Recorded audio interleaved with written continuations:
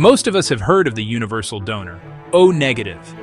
It is the blood type emergency rooms reach for when there is no time to test a patient, a reliable key that fits most locks.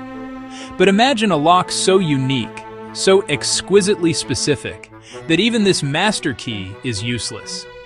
The Bombay blood group, rarer than O negative. For these few, an ordinary blood transfusion can trigger a catastrophic, often fatal immune response. The danger lies not in what their blood possesses, but in what it lacks, a single foundational molecule on every red blood cell. This absence creates a perilous paradox. In a world of vast blood banking, these people are isolated, dependent on finding one of the few others who share the anomaly. The odds, 1 in 4 million globally. A genetic lottery in reverse. Common blood is the winning ticket. Bombay is the losing one on a knife's edge. It's a story of complex biochemistry and human vulnerability. The challenge begins with identification. Standard blood typing can be dangerously misleading.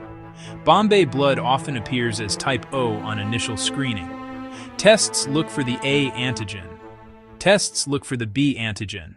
To understand the danger of the Bombay blood group, we must first look at the basic architecture of all other blood types. Think of the surface of a red blood cell as a plot of land. On this plot, most people build a foundational structure called the H antigen. This antigen is a simple chain of sugars, coded for by the H gene. It does not by itself determine your blood type in the ABO system, but it is the essential prerequisite for it.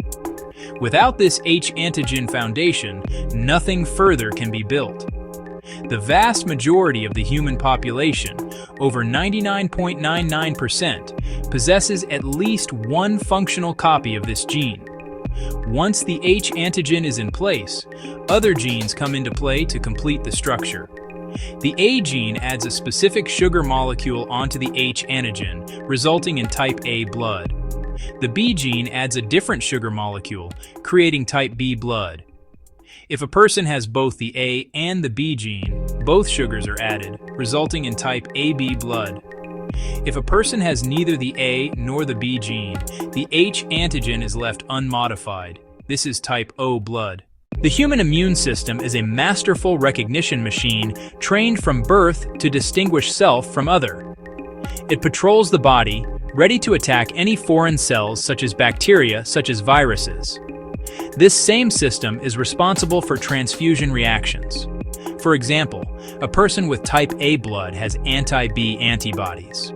If they receive type B blood, those antibodies will attack and destroy the foreign red blood cells. The Bombay blood group takes this principle to an extreme. Their bodies have never encountered the H antigen, so their immune system does not recognize it as self. It sees the H antigen as a dangerous outsider. Individuals with the HH phenotype naturally produce a potent antibody called anti-H. Anti-H is unique and exceptionally dangerous in transfusions. Unlike anti-A or anti-B, anti-H will attack red cells from any conventional donor. Donor type A, donor type B, donor type AB, donor type O. All of these donors have the H antigen on their cells. Anti-H binds the H antigen, marking transfused cells for immediate and catastrophic destruction. This is an acute hemolytic transfusion reaction, a medical emergency. The story of the Bombay blood group begins not in a genetics lab, but in a hospital ward in 1952. Dr. Y.M. Pendey, a pathologist in Bombay, India, was confronted with a baffling case. A patient required a blood transfusion, but something was wrong with the cross-matching tests. The patient's blood seemed to be type O. It did not react with anti-A serums. It did not react with anti-B serums. When mixed with blood from known type O donors, it caused agglutination, the clumping of red blood cells. According to hematology rules, this should have been impossible. Dr. Pendey and his colleagues were meticulous. They tested the patient's blood against samples from over 160 donors, including many with type O blood, and every test showed the same incompatibility.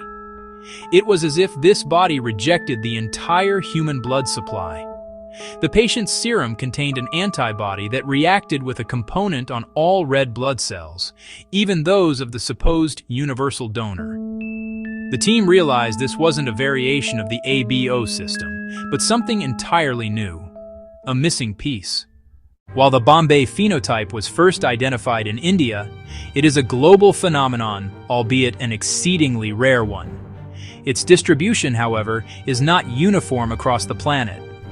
The highest prevalence is found in South Asia, particularly in and around the Indian subcontinent. In the Mumbai region where it was discovered, estimates suggest a frequency as high as 1 in 10,000 people. This is still incredibly rare, but it is orders of magnitude more common than in most other parts of the world. In Europe, the estimated incidence is closer to 1 in a million. In North America, the estimated incidence is closer to 1 in a million, making it a true medical curiosity. This geographic clustering is largely due to a genetic principle known as the founder effect and the practice of consanguinity, or marriage between close relatives. The Bombay phenotype is an autosomal recessive trait, meaning a person must inherit a non-functional H gene from both parents to express it. In communities where there is a higher degree of shared ancestry, the chance of two individuals carrying the same rare recessive gene coming together is significantly increased. This explains why the HH genotype appears more frequently in certain isolated or tight-knit populations in India, Pakistan, Iran, compared to more genetically diverse populations. The practical implications of this distribution are significant for blood banking and transfusion medicine. In a city like Mumbai, hematologists and blood bank managers are more aware of the Bombay phenotype. The story of the Bombay blood group is a powerful testament. In medicine, the exceptions are often what teach us the most. It underscores a fundamental principle of patient safety. We must remain vigilant. We must question inconsistencies. We must never assume. For the few with the HH genotype, vigilance is not abstract. It's the fragile thread their lives hang from. Responsibility for their safety starts with the patient themselves. It extends to healthcare providers. It extends to lab technicians. It extends to blood bankers. Awareness is the first and most critical step in forging this chain of protection. Patients with the Bombay phenotype must take proactive measures. Carry a medical alert card that states your blood type and risks, or wear a bracelet that does the same. Inform family members. Siblings have a 1 in 4 chance of sharing the genotype. Siblings are the most likely donors in an emergency. In non-urgent situations, autologous donation, banking your own blood, is the gold standard. These preparations can turn a crisis into a managed medical event, buying doctors time and resources.